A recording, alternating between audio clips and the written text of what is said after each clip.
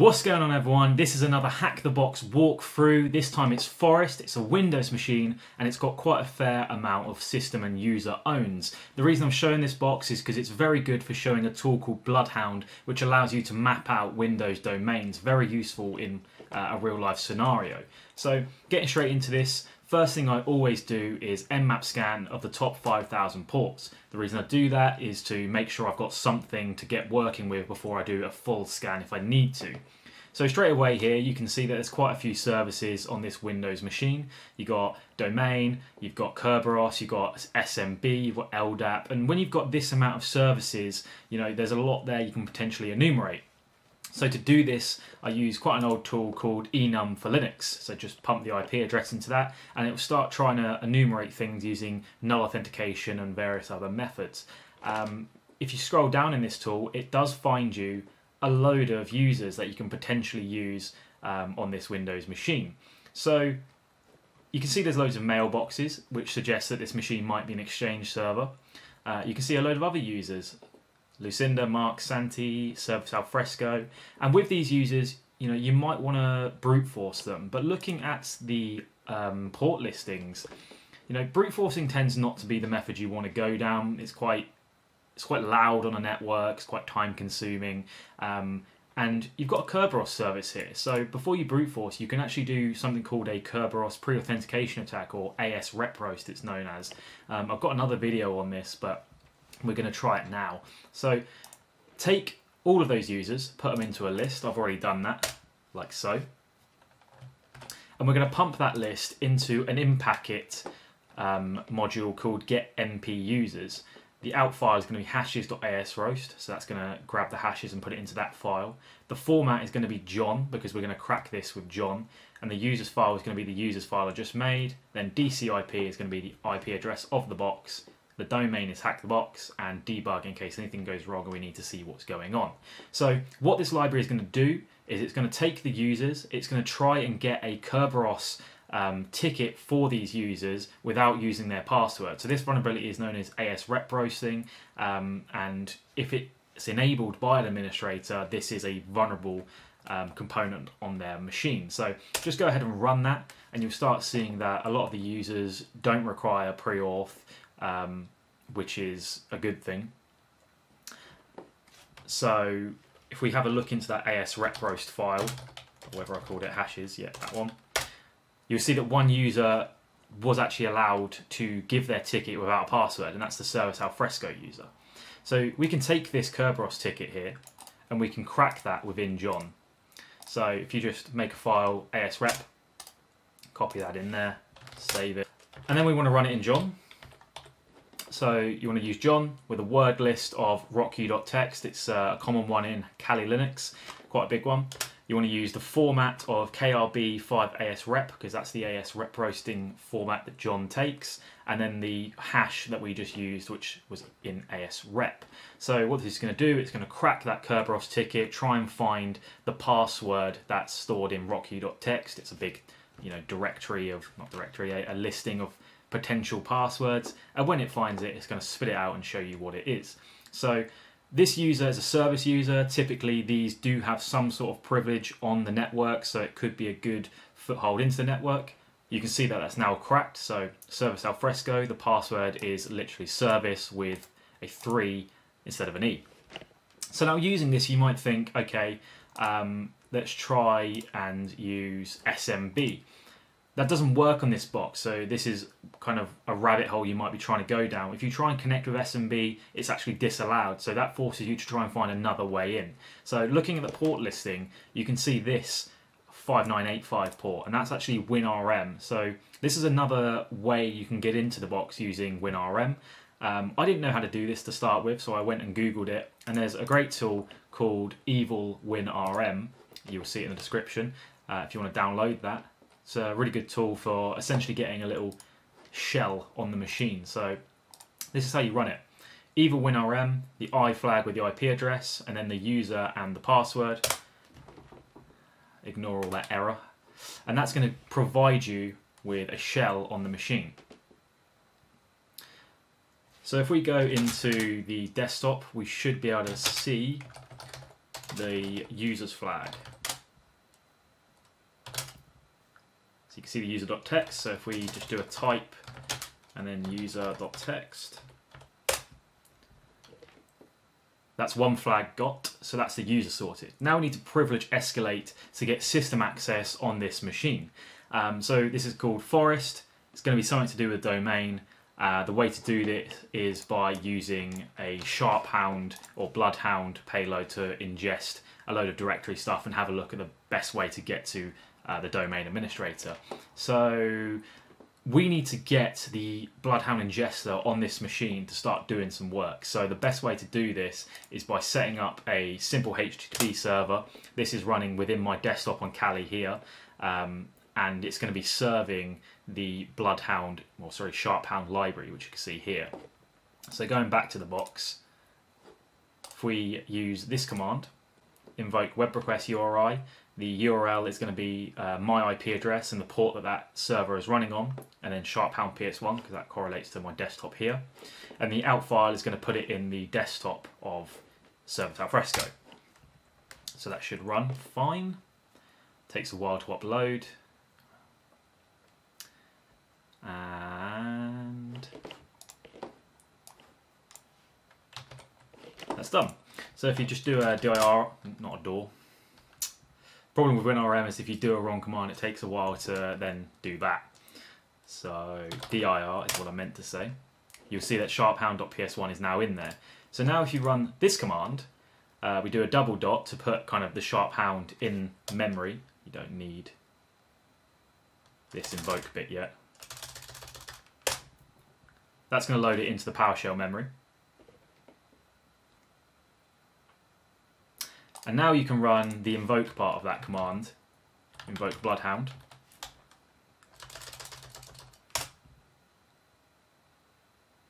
And that's going to start running Bloodhound, the ingesters, to try and get a load of domain information using the different ways it does it. What this is going to output, if we now do a dir again, is a zip file. Or a lot of JSON files. That should turn into a zip.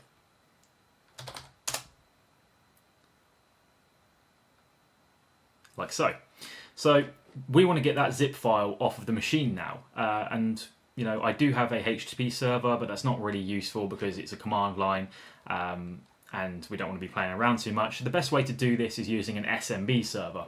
So you can set your own SMB server up using smbserver.py, which comes with Kali. The SMB share is going to be called higher, and it's just going to be on the desktop directory using the --. So set that SMB server up. That's now running, and we can now go ahead and go back to the WinRM and use netusex with higher to set that share that we've just created up on this box. And that copy paste didn't work. So it's this command, netuse. We're going to use the share of x, and then we need to be going --10, which is my IP address, 10.10.14.15, and then higher. And now that share should be connected to the X directory on this machine. So now we should simply be able to do a copy. So copy that zip file, just do a CP, that file to X. And you'll see that this is just reloading now, and you'll see that this Bloodhound file is now on my desktop. So we've got the file off the machine, now we need to run it within Bloodhound. I've already done this because sometimes it takes quite a while to compile the graph, but once you've got Bloodhound running, just click on import the data and this will come up when you click find shorter paths to domain admin. So this is the mapping tool, really, really cool. You can see here is the Kerberos Alfresco user, and this maps out where its privileges lie. So you can see that the Service Alfresco user is a member of the service accounts. The service accounts is a member of privileged IT accounts. That's a member of account operators who has a generic all access to Exchange Windows. So that means this account, or sorry, this group here has full read and write access to Exchange Windows permissions. So that's a vulnerability because we can use our membership within this group as Service Alfresco and actually add ourselves to the Exchange Windows permissions group. And this group is vulnerable because it's got a WriteDACL to the domain. It may sound a bit confusing, but it's not. If you want to have a Google of this stuff, it's readily available. If you just type in Google WriteDACL and generical and things, you'll see descriptions of this. Anyway, if you click on WriteDACL within Bloodhound, it'll give you some idea of what you might want to do to abuse it if you click on Abuse Info. It talks about using the DCSYNC privileges. And essentially, if you set yourself to have DCSYNC privileges, you can act as a domain controller, but you're a user, which obviously means you would be able to get password hashes because DCSYNC password hashes to make sure people can log in. So there's a really cool tool that will actually put you in that group and allow you to do things automatically. I love doing things automatically. Manual is hard, so let's just do this automatically. The first thing we're going to want to do though before we go ahead and set those permissions up is add Mimikatz to the machine, because we're going to be running that in a minute. So we do that by using cert URL. There you go. So we're going to use this command, cert util URL cache split -f, and then that's my web server again. It's the Mimikatz directory, which links to my desktop here, and then x64 mimikatz.exe, and we're calling the output file file.exe. So if we go ahead and run that,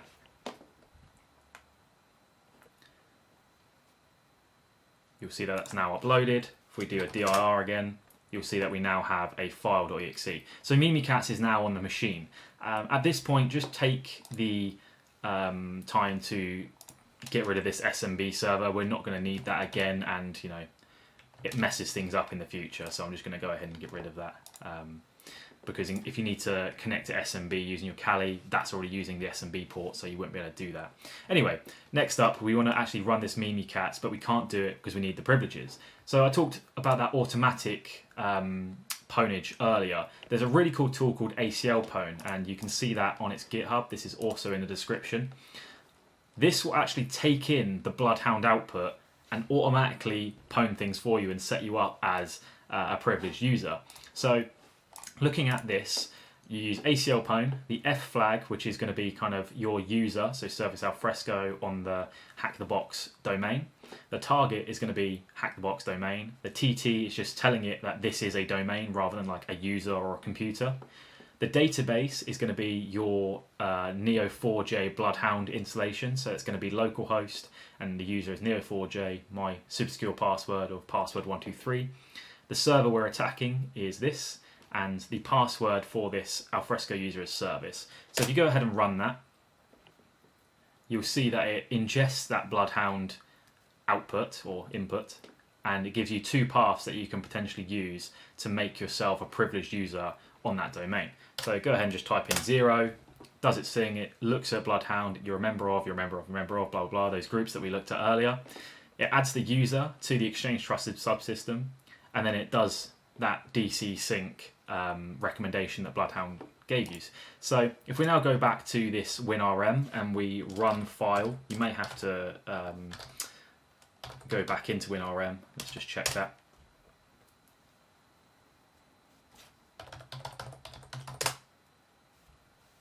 So you're going to run. You can't just run it like that. And this is something that actually fooled me for quite a while, trying to figure out the right syntax to run it. And I think this is done on purpose. So the way to run this is by using an exit clause at the end. So let me just go back into the user's desktop, because that's where the file was. You want to run it file.exe with the command lsdump dcsync, and we're going to get those hashes from the DC, the user administrator, because we want to get the administrator user's hash, because that will escalate our privileges, and then put the exit on the end, because else it will just do what we saw it do. Okay, so that didn't work because the machine has a piece of code on it that actually stops you running it after a minute. So it will actually revert your privileges back. So now we need to run AC pwn again, because this box is a bit tricky like that. So if we just go ahead and rerun that, it will give us the DC rights again, and we should be able to run this and get the administrator hash, which we do. So we've got the NTLM hash here. Now, you might be tempted to crack this, but it's actually not necessary. So there's tools out there like PSExec, SMB, crackmack exec, things like that, that will actually allow you just to use the NTLM hash and log in as that administrator user. So that's what I'm going to do. So psexec, which comes with Kali by default, the administrator user on the IP address, then you use the hashes flag with the NTLM hash, both in the NTLM, NT part and the other part. Go ahead and enter that in, and you should have access to the box. So it's just setting up your access. Takes a while. And there you go, you've now got your access on the box. If you do a who am I, you'll see that we're the system user, so we have pwned the box. Now you obviously want to get that root flag. So if we go into the C directory, we go to users, we want to go to administrator, we want to go to their desktop, and if we do a dir, we should see the root.txt, which we do. So then we use type to see this text file, root.txt, and that's the hash. Completed the box, owned the box, done. That's how you hack it in 17 minutes. Hope you learned something. Thanks for watching, guys. Check out Bloodhound, really good tool for network mapping. I use it in day-to-day engagements all the time. Thanks for watching. Give us a like and a subscribe. Thank you.